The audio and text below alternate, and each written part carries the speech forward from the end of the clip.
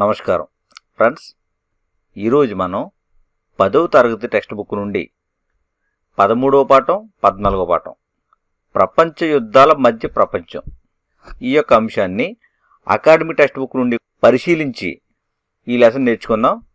ప్రతి అంశాన్ని కూడా క్షుణ్ణంగా పరిశీలించి ఈ వీడియోలు రూపొందించి డిఎస్సి పర్పస్ నిమిత్తం మీకు అందిస్తున్నాం. ఏ ఒక్క పాయింట్ కూడా బయట మెటీరియల్ నుంచి స్వీకరించబడడం లేదు. ప్రతి అంశము school text book, academic text బుక్లోనే మనం గ్రహించి మీకు ఎక్స్ప్లెయిన్ చేస్తున్నాం. వీడియో నచ్చితే లైక్ చేయండి, షేర్ చేయండి, సబ్స్క్రైబ్ చేసుకోండి. ఫ్రెండ్స్, మీరు చూస్తున్నారు కింగ్స్ డిఎస్సి యూట్యూబ్ ఛానల్. ప్రపంచ యుద్ధాల మధ్య ప్రపంచం, దీనికి సంబంధించి ముఖ్యాంశాలు. ఈ ముఖ్యాంశాల గురించి చూసినట్లయితే దీనిలో ఈ 20వ శతాబ్దం ఆరంభంలో ప్రపంచ జనాభా ఎంత ఉంది అంటే 160 కోట్లు ఉంది. 20వ శతాబ్దం ఆరంభంలో ప్రపంచ జనాభా 160 కోట్లు ఉంది. పారిశ్రామిక పెట్టుబడిదారీ విధానం అనేది ఈ 20వ శతాబ్దంలోనే అభివృద్ధి పొందింది. అంటే ప్రజల జీవనోపాధిని పొందే విధానాన్ని ఈ పారిశ్రామిక పెట్టుబడిదారీ విధానం అనేది మార్చివేసింది. పారిశ్రామిక పెట్టుబడిదారీ విధానము ప్రజల యొక్క జీవనోపాధిని పొందే విధానాన్ని మార్చివేయడం జరిగింది. ఈ పారిశ్రామిక పెట్టుబడిదారీ విధానం అనేది పాశ్చాత్య దేశాల్లో సంభవించింది. ముఖ్యమైన దేశం ఏది అంటే బ్రిటన్. ఈ బ్రిటన్ గురించి చూసినట్లయితే ఇక్కడ ఇది అగ్రగామిగా ఉంది.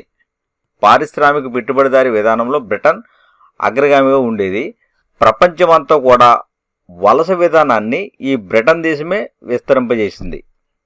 ప్రపంచవ్యాప్తంగా ఉన్న వలసలన్నీ కూడా ఎక్కువగా బ్రిటన్ విస్తరింపజేసింది. తర్వాత ఆర్థికాభివృద్ధి, దేశాల విభజన చూసినట్లయితే ఈ ఆర్థిక అభివృద్ధికి సంబంధించి పాశ్చాత్య పారిశ్రామిక అభివృద్ధి దేశాలు, ఆసియా ఆఫ్రికా వలస పాలిత దేశాలు ఇలా 2 వర్గాలుగా విభజించడం జరిగింది. పాశ్చాత్య పారిశ్రామిక అభివృద్ధి దేశాలు, దీని గురించి ఇవి 2 బృందాలుగా చీలిపోయాయి. పాశ్చాత్య పారిశ్రామిక అభివృద్ధి దేశాలు 2 బృందాలుగా చీలిపోయాయి. ఆ 2 బృందాలు ఏంటి అని మనం ఆలోచిస్తే, మొట్టమొదటిది కేంద్ర రాజ్య కూటమి, దీనినే అక్షరాజ్య కూటమి అంటారు. కేంద్ర రాజ్య కూటమి. రెండోది మిత్రరాజ్య కూటమి. ఇప్పుడు ఈ కేంద్ర రాజ్య కూటమిలో ఉన్న దేశాలు ఏవి అంటే Germany, Austria, Hungary, Japan, Italy. Germany, Austria, Hungary, Japan, Italy ఇదంతా కూడా ఒక వర్గం. రెండోది అమెరికా, బ్రిటన్, రష్యా, ఫ్రాన్స్ ఇవన్నీ కూడా ఒక వర్గం కింద విడిపోవడం జరిగింది. 2 బృందాలుగా చీలిపోయాయి. ఇందులో జర్మనీకి సంబంధించి దీనికి నాయకుడు ఎవరంటే బిస్మార్క్. జర్మనీలో బిస్మార్క్. ఇతని యొక్క రాజనీతి వల్ల జర్మనీ నాయకుడు ఎవరంటే బిస్మార్క్. ఈయన ఎప్పుడు కూడా ఫ్రాన్స్ను ఒంటరి చేయడానికే సంకల్పించాడు. ఎందుకంటే ఫ్రాన్స్ అనేది వేరొక దేశంతో కానీ జతకట్టినట్లయితే ఈ యొక్క జర్మనీకి ముప్పు వాటిల్లుతుందని ఈ ఫ్రాన్స్ మీదే ఎప్పుడు కూడా బిస్మార్క్ దృష్టి ఉంటూ ఉండేది. అందు గురించే ఈ బిస్మార్క్ ఈ ఫ్రాన్స్ను ఒంటరి చేయాలి అని చెప్పేసి 1979లో ఆస్ట్రియాతోనూ 1882లో ఇటలీతో కూడా బిస్మార్క్ ఒప్పందాలు చేసుకున్నాడు. ఎందుకు చేసుకున్నాడు? ఫ్రాన్స్ను ఒంటరి చెయ్యాలి అనే సంకల్పంతో. 1879లో ఆస్ట్రియాతోనూ 1882లో ఇటలీతోనూ బిస్మార్క్ ఒప్పందాలు చేసుకోవడం జరిగింది. దీనిని ఏమన్నామంటే ఇక్కడ కేంద్ర రాజ్య కూటమి లేదా అక్షరాజ్య కూటమి అన్నాం. ఈ జర్మనీలో తరువాత నాజిజం అభివృద్ధి పొందింది. ఎప్పటి నుంచి? 1923 నుంచి కూడా ఈ జర్మనీలో నాజిజం అనేది అభివృద్ధి పొందింది. తర్వాత ఇటలీ గురించి చూసినట్లయితే ఇక్కడ ఫాసిజం అభివృద్ధి పొందింది. ఇది కూడా 1923 నుంచే ఇటలీలో ఫాసిజం, జర్మనీలో నాజిజం అభివృద్ధి పొందినాయి. తర్వాత 2వ వర్గం అమెరికా, బ్రిటన్, రష్యా, ఫ్రాన్స్ ఇలా 20వ శతాబ్దంలో 2 వర్గాలుగా ఈ యొక్క ప్రపంచ దేశాలు అనేవి విడిపోవడం జరిగింది. పాశ్చాత్య పారిశ్రామిక అభివృద్ధి దేశాలు వీటితో పాటు ఇంకొక దేశాలు ఏంటి అంటే ఆసియా, ఆఫ్రికా వలస పాలిత దేశాలు. ఇవి దోపిడీకి గురైన వెనకబడిన దేశాలు. ఈ ఆసియాలోను ఆఫ్రికాలో ఉన్న వలస పాలిత దేశాలనేవి ఈ పాశ్చాత్య దేశాల దోపిడీకి గురైన వెనకబడిన దేశాలు. ఇక్కడ ఆరంభం నుంచి ఈ యొక్క ఆసియా, ఆఫ్రికా వలస పాలిత దేశాలు స్వతంత్ర పోరాటాన్ని మొదలుపెట్టాయి. మొట్టమొదటి నుంచి కూడా ఈ యొక్క వలస పాలిత దేశాలు అనేవి పాశ్చాత్య దేశాల మీద స్వతంత్రం గురించి పోరాటం అనేవి మొదలు పెట్టడం జరిగింది. తర్వాత చూసినట్లయితే ఇప్పుడు 20వ శతాబ్దం. ఈ 20వ శతాబ్దం గురించి చూస్తే ఇక్కడ ఎరిక్ హాబ్స్బామ్ ఈయన 20వ శతాబ్దాన్ని ఏం పేర్కొన్నాడంటే తీవ్ర సంచలనాల యుగంగా 20వ శతాబ్దాన్ని పేర్కొన్నాడు. ఎవరు? ఎరిక్ హాబ్స్బామ్.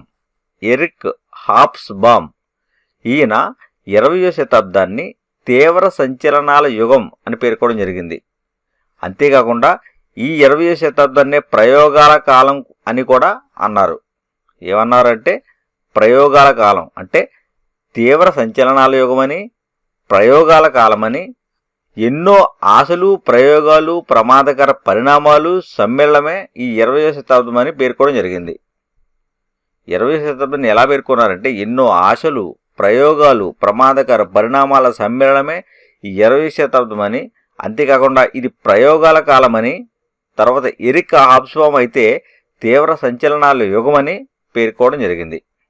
తర్వాత అంతర్జాతీయ మహిళా ఓటు హక్కు ఉద్యమ సంస్థ.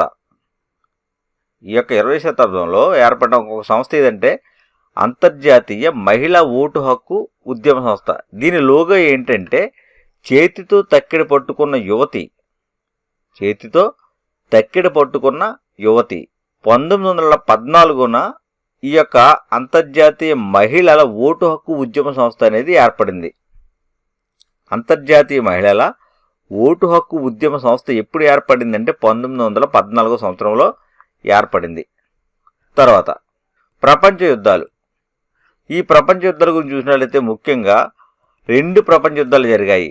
ఈ 2 ప్రపంచ యుద్ధాల మధ్య కాల వ్యవధి ఎంతంటే 21 సంవత్సరాలు. అంటే మొదటి ప్రపంచ యుద్ధానికి, రెండవ ప్రపంచ యుద్ధానికి ఈ 2 యుద్ధాల మధ్య కాల వ్యవధి 21 సంవత్సరాలు. ఇందులో మొదటి ప్రపంచ యుద్ధం. మొదటి ప్రపంచ యుద్ధం దీని గురించి చూసినట్లయితే ఇది ఎప్పటి నుంచి జరిగిందంటే 1914 నుంచి 1918 ఈ మధ్యకాలంలో మొదటి ప్రపంచ యుద్ధం అనేది జరిగింది. మొదటి ప్రపంచ యుద్ధ కాలం ఏది అంటే 1914 నుంచి 1918.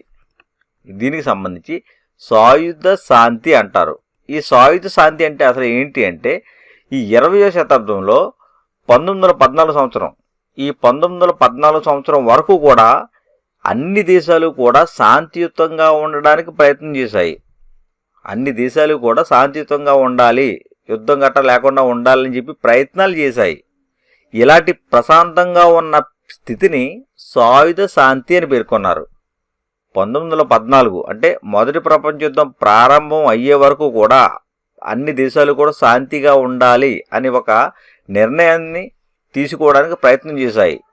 ఇటువంటి ప్రశాంతతను ఏమన్నారంటే సాయుధ శాంతి అన్నారు. 1907కు ఐరోపా ఖండం అనేది 2 సైనిక శిబిరాలుగా విడిపోయింది. 1907లోనే ఈ ఐరోపా ఖండం 2 సైనిక శిబిరాలుగా విడిపోయింది. ఇందాక పేర్కొన్నాం అవి సైనిక వాదం. ఈ సైనిక వాదం సంబంధించి భద్రతకు సైనిక శక్తి మంచి మార్గం అని, సమస్యల పరిష్కారానికి యుద్ధమే సరైన విధానం అని నమ్ముతుంది సైనికవాదం. సైనికవాదం ఏం నమ్ముతుంది అంటే భద్రతకు సైనిక శక్తి మంచి మార్గం, సమస్యల పరిష్కారానికి యుద్ధమే సరైన విధానం అని సైనికవాదం అనేది నమ్ముతుంది.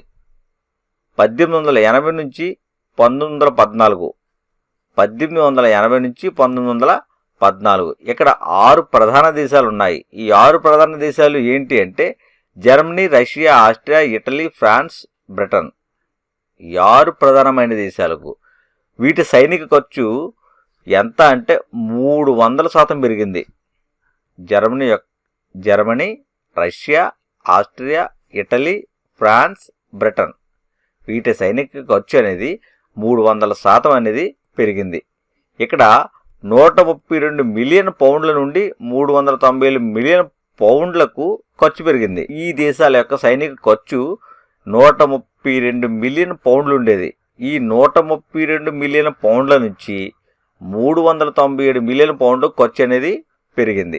తర్వాత త్రిరాజ్య కూటమి. త్రిరాజ్య కూటమిలో సభ్య దేశాలు ఏంటి అంటే Germany, Austria, Hungary, Italy. Germany, Austria, Hungary, Italy. 1879లో మైత్రి సంబంధం ఒప్పందం ద్వారా ఈ యొక్క రాజ్య కూటమి అనేది ఏర్పడింది.